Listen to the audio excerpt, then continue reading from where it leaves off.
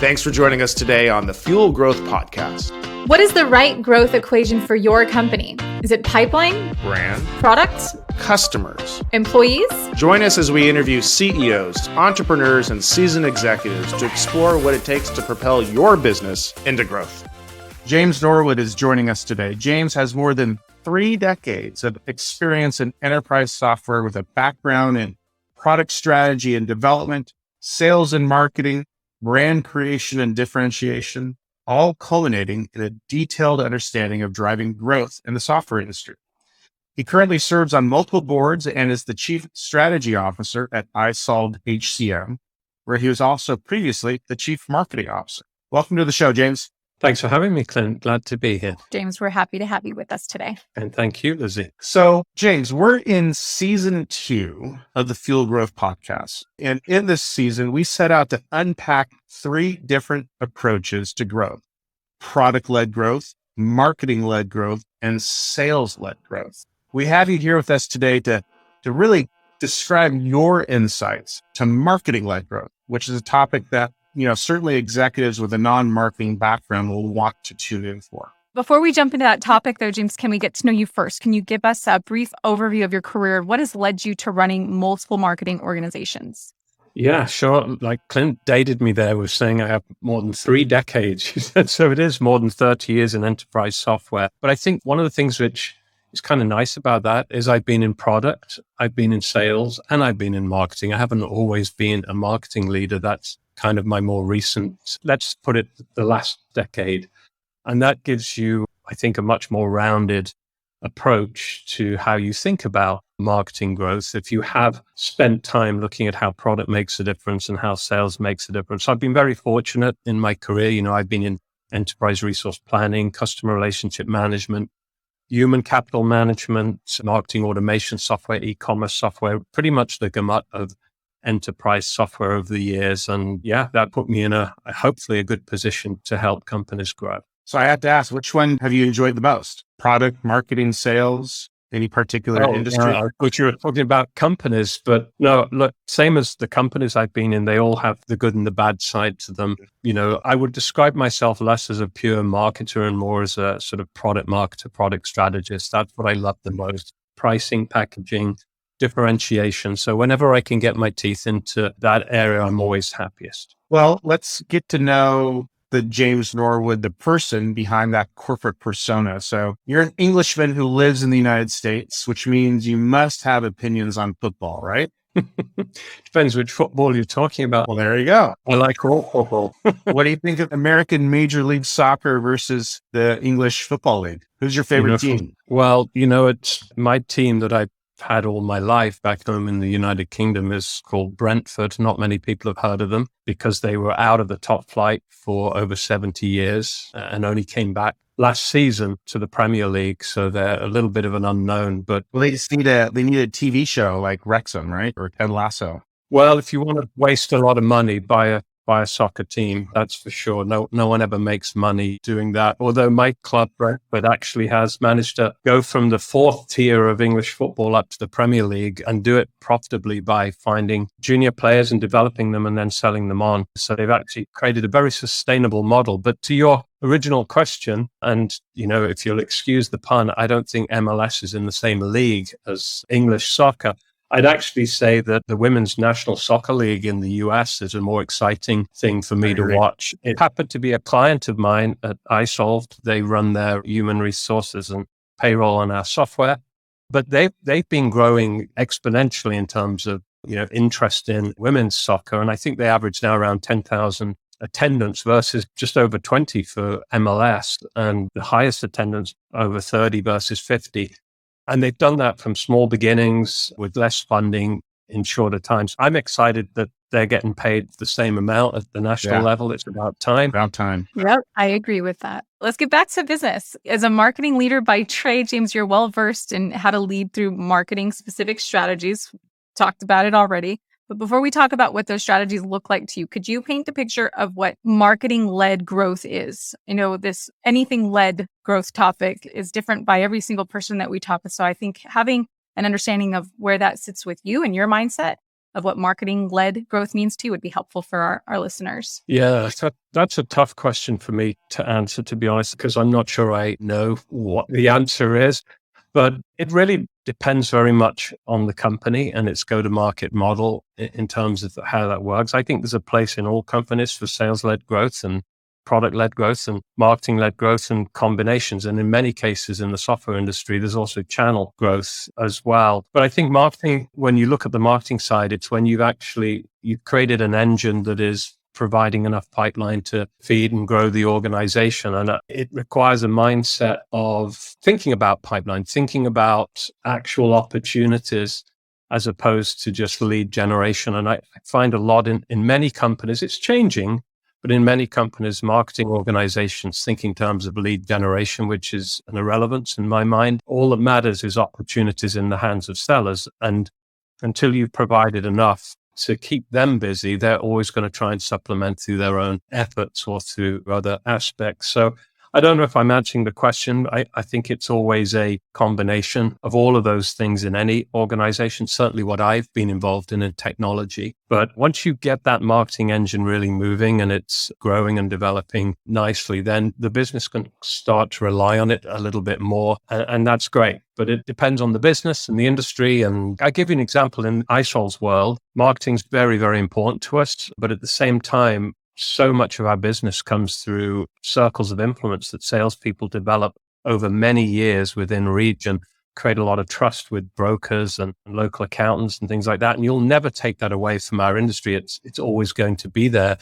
And, when I arrived, I was like, well, marketing needs to pick up and replace some of that for you. And they're like, well, why? This is the industry. So marketing becomes supplemental to that. That combination is a good thing. Well, in past experiences, so other companies, how would you see the sales team and marketing teams working together in this world of, we'll call it marketing-led growth, which I realize it again varies. Your answer may be different than someone else. But in today's world, I've seen that there's some tension between sales and marketing teams of who's responsible for what and a number of conversations that are happening on how those two teams can work together. What have you seen work well, or what would you suggest in a marketing-led company? How would those two teams work together better? Yeah, look, it's where the rubber meets the road, right? Where marketing and sales come together. It can either be a place of extreme tension and toxicity, or it can be a harmonious path to success. And if you want the second, then you need strong leaders in both sales and marketing that understand each other and see each other as partners and not as combative us and them scenarios. And usually that can be fixed by individuals, and individuals approaches marketing. As I said earlier, I don't want to see the marketing department high-fiving in the corridor when their marketing qualified leads are up, because it's meaningless. It only matters when the salespeople have qualified that and turned it into an active opportunity that they're running with. And at the same time, sales shouldn't be just saying, I just need more and more, and it's up to you to serve me. They have to take some ownership of their own success, following up quickly, giving plenty of feedback to marketing on what works and what doesn't, and understanding that a lot of what they do is going to help marketing get better, which doesn't always happen. So it's a partnership, and that partnership has to come from the leaders of each department working in lockstep and not having a view of the other as being someone that is there to deliver for them as opposed to help them and maybe be outside. I like the word that you use, the harmonious relationship or partnership between the two. Tough to achieve at times, especially when leaders are pointed at different goals. I really like your point there of getting both marketing and sales aligned together around creating qualified pipeline as the measure of success. That definitely resonates with me. It's absolutely down to the relationship. And I don't mean the relationship between the teams, although that's what you end up getting. It's the relationship of the leaders of those organizations and how to push that down to their organizations. If that is harmonious, it's going to be great. If it's combative, it's going to be a failure. Yeah, great call out. Thanks. So let's take this idea of leadership here for a minute, James, and maybe expand on it to talk about strategy as well. So I'm going to ask you the question, what should a company's marketing strategy look like? And I know you're going to say, you just said it a minute ago, it depends on a variety of things, right? Depends on their go-to-market motion. Probably also depends a lot on the company's size. So if you were the CMO of an early stage software company, what would you start looking at to build your initial marketing growth plan? What would be the building blocks that you start with? Yeah, well, the smaller you are, the more you should be spending on sales and marketing. Once you're into sort of your revenue phase, let's say you're a $10 to $15 million company, you should probably be spending around over 20% of your revenues on marketing. You're in that very early stage and nobody knows you. You've got to start building a pipe. And so you want to spend a lot of money there, although you're unlikely to have in-house all the skills and the wherewithal to invest in SEO and ABM and a whole variety of other tactics, even BDRs potentially. So you can use agencies for that. There are plenty of sophisticated agencies that you can call upon to go do those things for you until you're mature enough and of a size enough to bring them in-house. So you need to get your website and your digital strategy up and running, and you need a core competency around that. And then you need, people that roll their sleeves up and are working on hardcore lead gen. You probably don't need to invest much in brand at that point. It's something that will come later. I mean, your differentiation is important, but sort of, building the brand comes in time. Once you get sort of 50 million to maybe 150 million, you're talking around 11 to 12% of revenue should go into marketing. And then it'll drop to around 6 to 7 once you're in that sort of 200 to 500 million range. So it's important to note that you don't see marketing budgets scaling linearly with the growth of the company. You actually see marketing slowing down as the company revenue grows. Oh, absolutely. Over $1 billion, it's usually under 4%. I mean, it's a certain scale you get to where throwing more money at digital and more bodies at things isn't going to do it. You reach a point where your brand becomes big enough that it comes into its own right. And, you're sponsoring golfers or motor racers or whatever it is, or stadiums, and the brand is delivering for you. But you certainly don't have that when you're smaller. But yes, it typically gets less. And I've been in companies at, the 10 to 15 million, and it's great to have all that money, but you're starting from a very small position where no one knows you. And then in that sort of rapid growth phase of 50 to 150 or 200, spending around at 11 to 12% down to 7% is quite normal. Those are good numbers. I think people will come back and want to benchmark against. You bet. Yeah. I hadn't heard of those numbers before, and it makes sense. You're investing everything up front. And then to your point, James, as you're getting larger, you would expect that the brand is well established. And word of mouth at that stage too, right? Yeah. And the same thing happens with headcount and discretion. When you're smaller, you're going to have a smaller team and you're going to put more money into actual program spend, campaign spend. And as you reach that sort of mid-size, it gets closer to 50-50. And as you get bigger, you need fewer people you need more people and a little less spend. So the mix between discretion and headcount changes as well as you go through your growth. What about challenges as the company is growing? So if we think about the company that surpassed the $50 or $100 million revenue mark, I have to imagine that even though the spend of marketing is going to be less, that there still presents new challenges and new focuses. Yeah. One of the biggest challenges I've been faced with, and I still face with everywhere I go, is I wouldn't say it's my secret sauce, but the way I approach every company I come into is I try to get the hardcore lead generation funnel moving. So I focus everything on short to medium term lead generation. And, I've seen my last 2 or 3 companies, I've seen in year one, 40 to 60% pipeline growth. And then, sort of 20 to 40% subsequent years. So there's a lot of obvious things you can do to build that early pipe. But if you focus solely on that, and this is something that I've learned myself through experiences, it'll plateau out eventually because you're doing nothing to invest in longer term brand development. Or if you just stay focused on that hardcore lead gen, it's great initially, but it's going to plateau out because there are diminishing returns over time. So you've got to start investing in the brand and getting the brand moving. Yeah, you got to kind of cultivate that top of the funnel. You can harvest the middle of the funnel all day long, but if you're not filling the top of the funnel, you can't harvest as much midway through, right? Yeah. I mean, great example in the software industry is like, let's spend a fortune going to a trade show. You're not going to bring many leads or opportunities back from that, but you're building a brand. And in the early stages, there's a trade-off there to say, we can't afford that. I would much rather spend that $30,000 or that $50,000 or whatever it is on going out and buying opportunities from a third-party source. But if you don't put that investment in, what happens in year 2 or year 3 is you start to plateau, and it's very hard then to ramp it up because you haven't made that investment. So you've always got to be ramping up the brand and the longer term top of funnel spend in line with that, and getting that balance right is really important. And it sounds like, just hearing you talk through that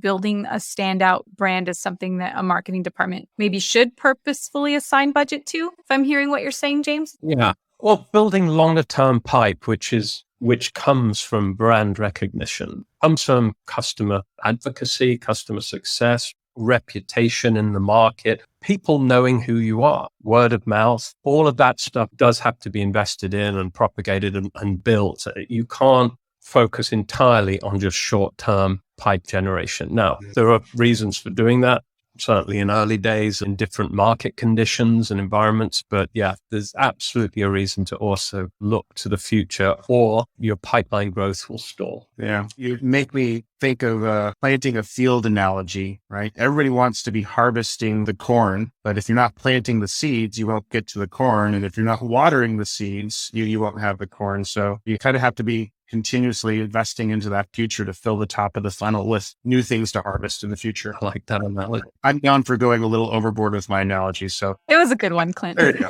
I'll take the win. Different tack here for a second. Let's shift gears, if you don't mind. And let's get into the nitty gritty of how you actually execute on that pipeline creation and website building and all those other mechanics around inbound marketing and pipeline creation and even other aspects around it. So what are your favorite tools for collecting customer and market data so that you can build what I would always argue is the foundation of a successful marketing strategy, which is a data-driven marketing strategy? What tools do you like to use? How do you like to approach the actual mechanics of doing those things you talked about? Yeah, everyone talks about data-driven, and I agree with what you said, but I do believe that marketing is as much an art as it is a science, right? It used to be all about the art, and now it's very much a science as well. And I think we need to remember that it's the combination of the two things that makes a successful business these days. I mean, there's some incredibly talented technical folks in the marketing world these days that know a lot more than me. And, there's a lot of left brain and right brain people. But I think you have to bring that together, but I'm going to answer your question a little bit differently. I could go on all day about revenue intelligence tools, like one that a lot of people like these days are Clary, or I could go on about sales intelligence tools and sequences like Outreach. But for me, the most important tool for marketing is the Salesforce automation system.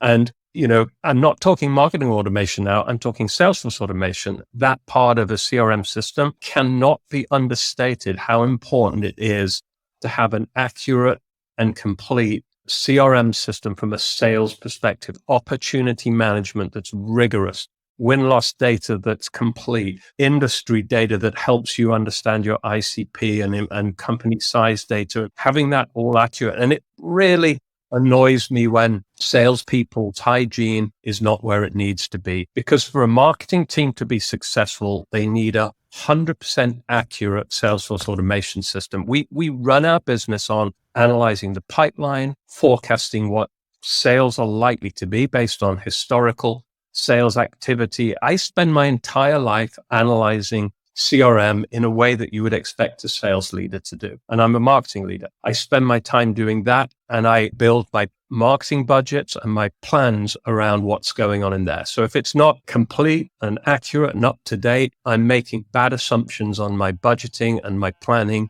and that's disastrous. So my favorite tool is Salesforce automation used properly, is Norway's. There you go. But the key, used properly. Key. It's interesting though, because if you're a leader in the marketing space, you go back to the comment that you made earlier, James, around having that harmonious partnership with the sales leader. As a marketing leader, you can make assumptions that the sales leader is doing all of the right things to trickle down the hygiene practices that you would want in the CRM. I think everyone would agree that that's important, especially for marketing, as you're calling out. But it is as though you're relying on a sales org to play out those practices, manage them effectively, and follow through.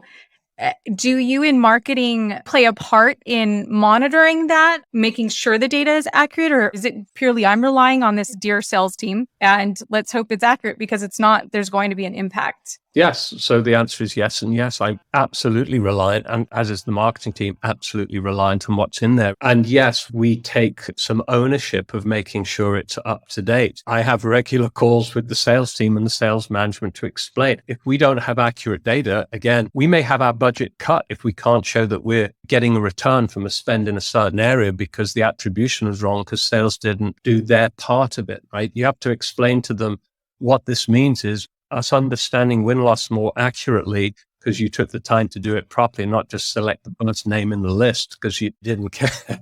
I mean, all these things have a bearing on investment decisions and stuff. So it comes back to that relationship. As you say, I work very closely with sales leaders to help them understand what we're looking at and how that plays back into our investments and what we're doing to support their team. And that helps them put the right amount of pressure and onus on their teams to understand the partnership and what it's there for. And it keeps marketing focused on the end result, which is actual sales and not necessarily, lead generation. So again, it's a big part of that. Yeah, and interesting insights in there. As you break down the walls between sales and marketing and you get sales and marketing aligned, I've actually found, just as you said, in the marketing team, they're so keenly interested in what the sales team is doing and getting insights from that and get really plugged into the Salesforce automation tool. And I've also conversely seen sales leaders get really excited to see what marketing is doing and looking inside the marketing tools that they're using.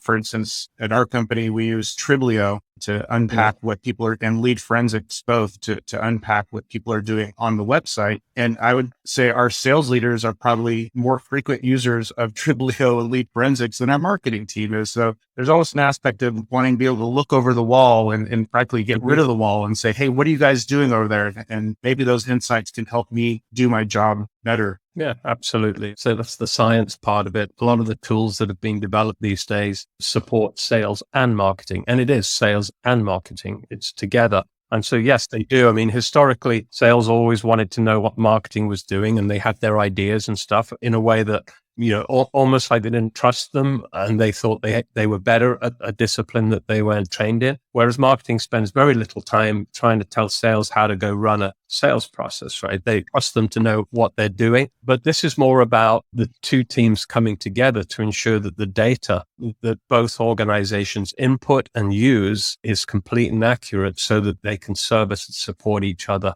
more effectively. Well, I'd like to move to something that is one of my favorite topics, are lessons learned, James. So for anyone to have spanned leadership roles across many verticals as you have, I'm sure you've seen your fair share of things that didn't go as planned. And we were thinking maybe you would not want to see others stumble across. And so you'd be maybe open to laying out for us a couple, maybe 2 to 3 lessons that you've learned, maybe not necessarily as you were leading a marketing function, but across any vertical. No, I think it's fair that I talk about what I got wrong and what I learned from that. I mean, they're real stories and they've made me stronger.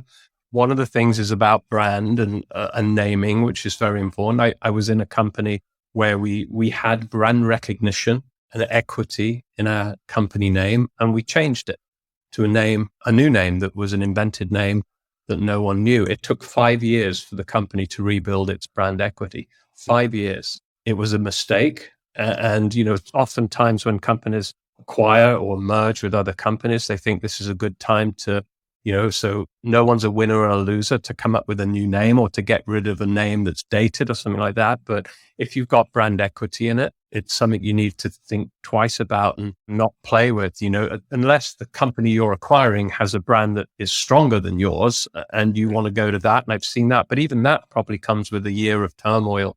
So what I learned is you never mess with names without thinking through all the consequences, whether it's product names. What about logos? How do you feel about changing logos? I don't think logos matters too much. Yeah. And, your customers, even if you change your product names, they'll always refer to it as the product that it was called when they bought it. So they don't really care about that. And that doesn't matter too much. But your ability to stay relevant and keep creating demand can be massively effective if you were to change your company name. So that was the biggest mistake I once made, and I won't go through that again.